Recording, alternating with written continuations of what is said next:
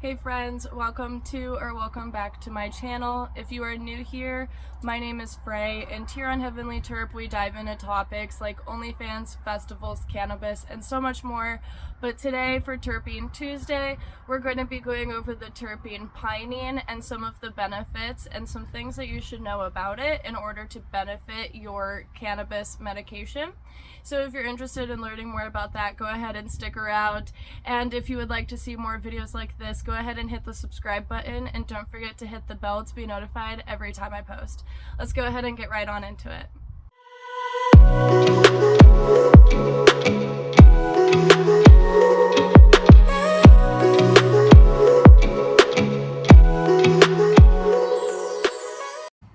Alright, so today we're going to be outside, as you can tell. I wanted to have it kind of like a little smoke session time this video instead of a PowerPoint. I'm trying out different things, and for some reason the road started being loud now when it wasn't about 10 minutes ago. So hopefully that will calm down. But to start, I'm going to light this and get it started, and then I will dive into pinene, which is a awesome terpene to know about, and it's honestly one of the most underrated ones that I don't see a lot of people talk about, but it is an amazing terpene. It's one of my faves.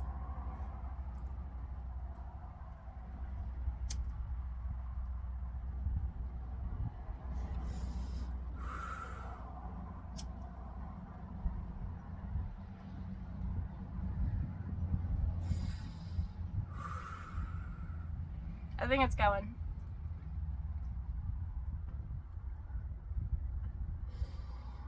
I was going to do this video yesterday, but it was not sunny and it was very stormy. So, sorry for the late upload today.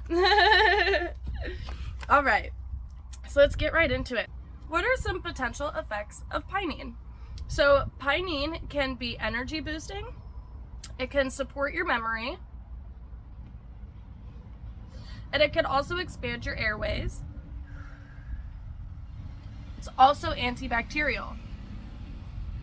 So what does that mean? That means that most of the strains that are going to be pinene dominant are going to be sativa to provide that energy boosting feeling.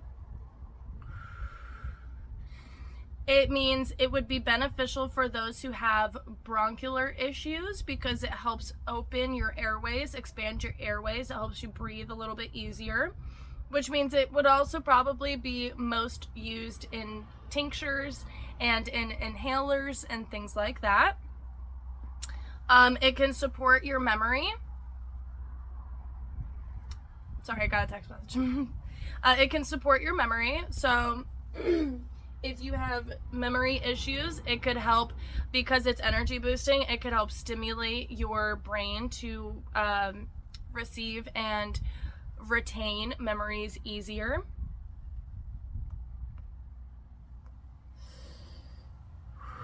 So what are some aromas? What does pinene smell like? What does it taste like? Well, this one's kind of easy. It's pine and herbal. Think of pine trees, you know, that's pinene, pine trees, that's where it comes from. So what also is it found in?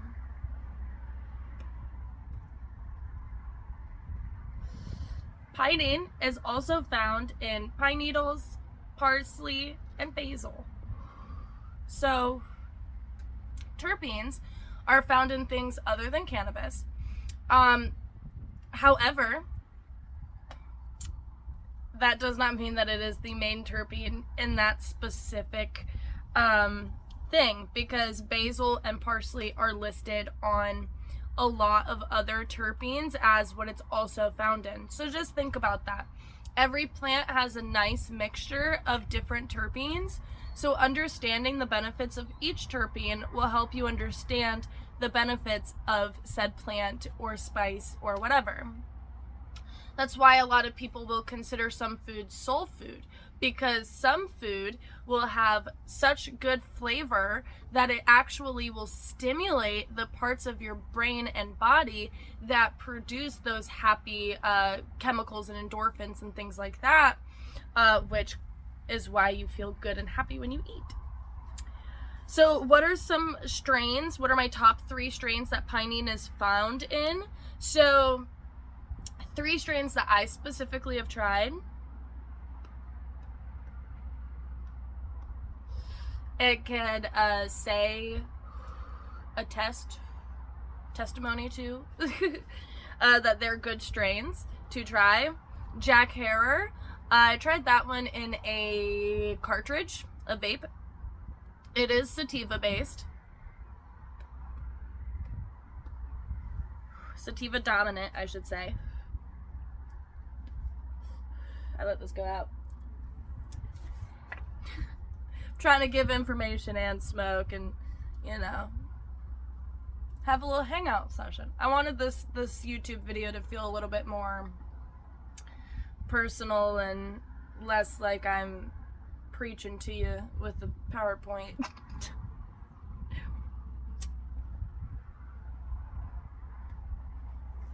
Because cannabis is fun. It's fun to learn about. It's fun to educate people about. So, trying to find a nice, fun medium for these Terpene Tuesday YouTube videos. If you have any ideas, drop them below. But Jack Herer is the first strain, and it's a sativa based. Blue Dream, I also tried in a cartridge vape situation. And that is a sativa dominant hybrid. And then OG Kush, I've had in flower, concentrates, all the works. And that one's an indica. I prefer indicas personally because I'm already so hype and at it that I need something to chill me the fuck out. So I prefer indicas. But when I was working at the dispensary, I did try like Jack Herer, Blue Dream, you know, the populars. Those are popular strains, just in order to be like familiar with them and be able to have an opinion to give on them. So like I would say that Jack Herer is definitely very sativa dominant. It kind of gave me anxiety, I'm not gonna lie. It was a little too sativa for me. Blue Dream is a sativa dominant hybrid, so it is a hybrid. I function best with hybrids and indicas. So I liked Blue Dream. Personally, it didn't hit me as a sativa hybrid, it hit me as an indica hybrid, but it's listed as a sativa hybrid. Everyone's endocannabinoid system's different, please remember that. And OG Kush, it is one of my favorites. I am a huge Kush person in general.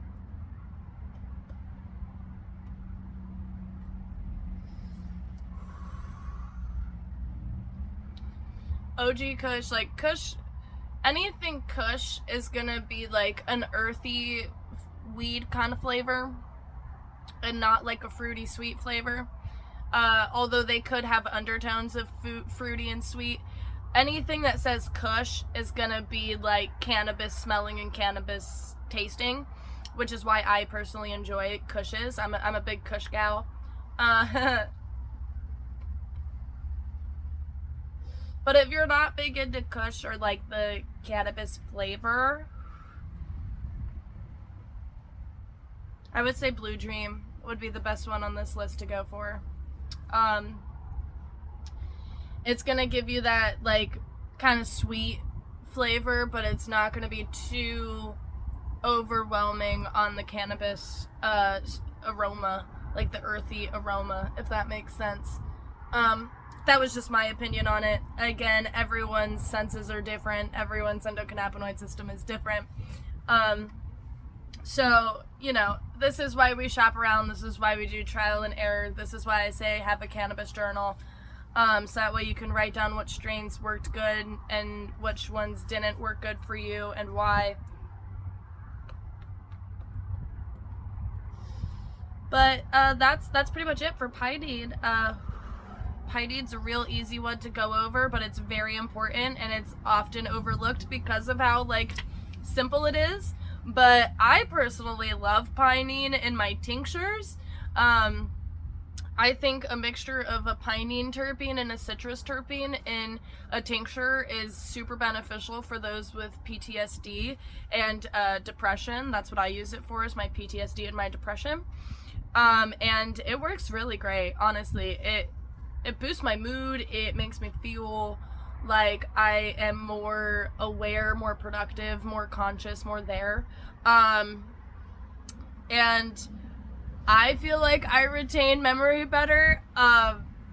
Again, everyone's system is different. That's just how I personally feel about it when I use it in tincture form. I also really love RSO tinctures. I might do a video on tinctures soon. I've been talking about tinctures like every fucking video. I should do a video on tinctures soon. I'll probably do a video on tinctures next week. But tinctures are awesome. I fucking love tinctures. A lot of people don't like them and they get like turned off of them, but they're pretty great. Just because they're like a liquid. But yeah, I'm gonna smoke the rest of this joint with you and just kind of like talk about weed. I'm gonna like update you guys on some weed stuff going on. And yeah, then we'll be done. So thank you so much for coming. If you don't want to stick around for the updates, thank you so much for hanging out and for letting me ramble to you about some cool stuff about Pinene.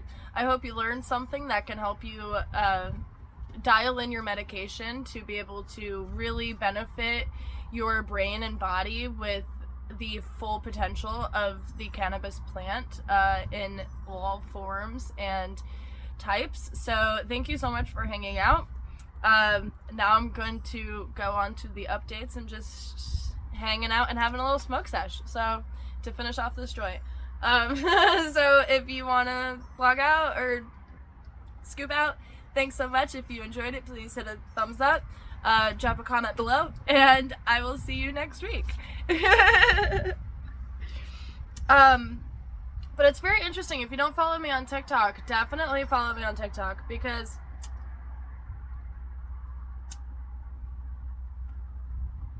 I talk about cannabis over there too.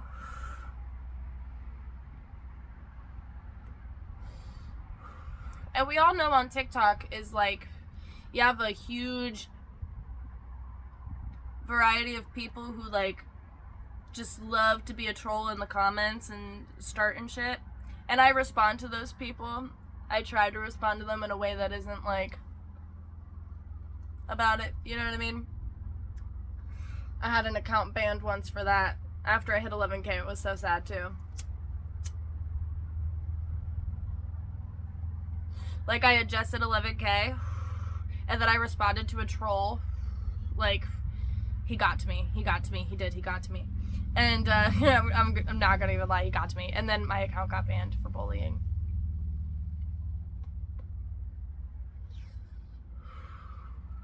I don't think I was bullying.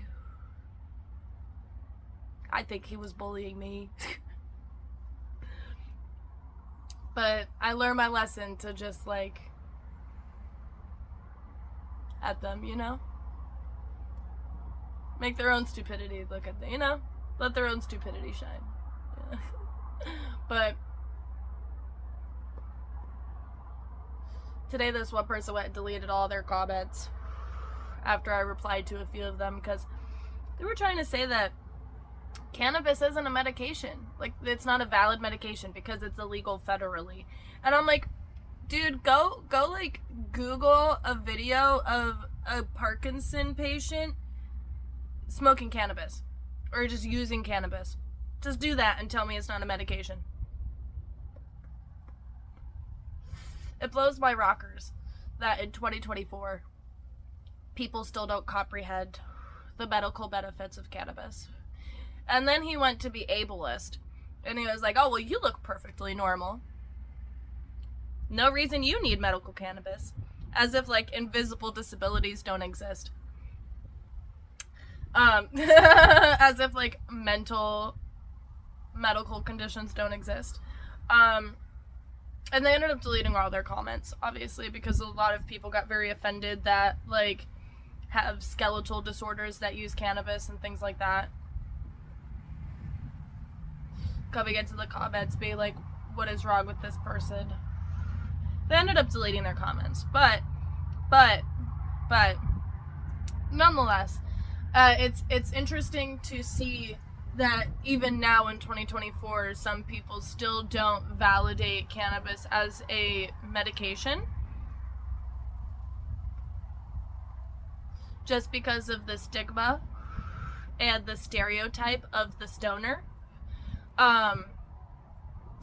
and their confirmation bias. It's very difficult to get through to people who are so set that they're right that they will dismiss any new information or any new evidence as bogus or as corrupted in some sort of way. And it causes a big problem because it's why cannabis is still a Schedule 1 with heroin when it should not be. When it's medically legal in so many states, it's like, how can it be medically legal and also Schedule 1? Make it make sense. And a lot of people will see the federal legality of it and say, and lean on that, and that's just such a weak argument. It's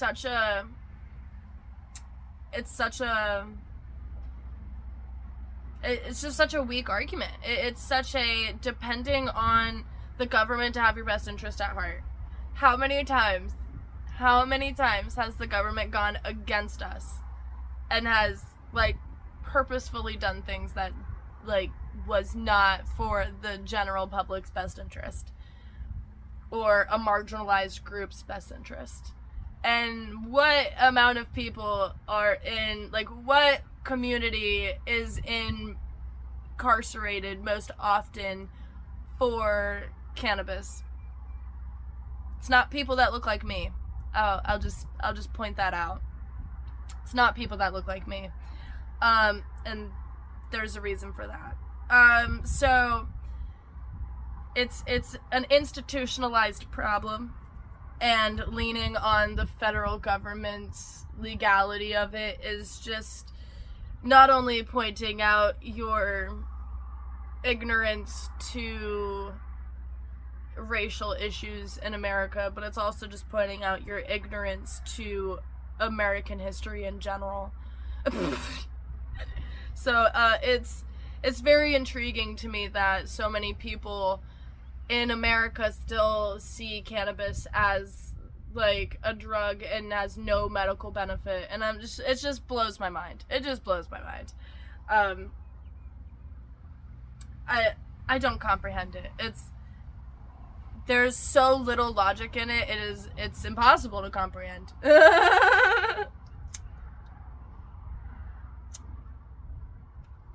Almost burnt my face there. Or I did burn my face, I don't know. But, nonetheless, the way that we break that stigma is by doing things like this, Terpene Tuesday. Educating people. And showing people the videos of people like those with Parkinson's and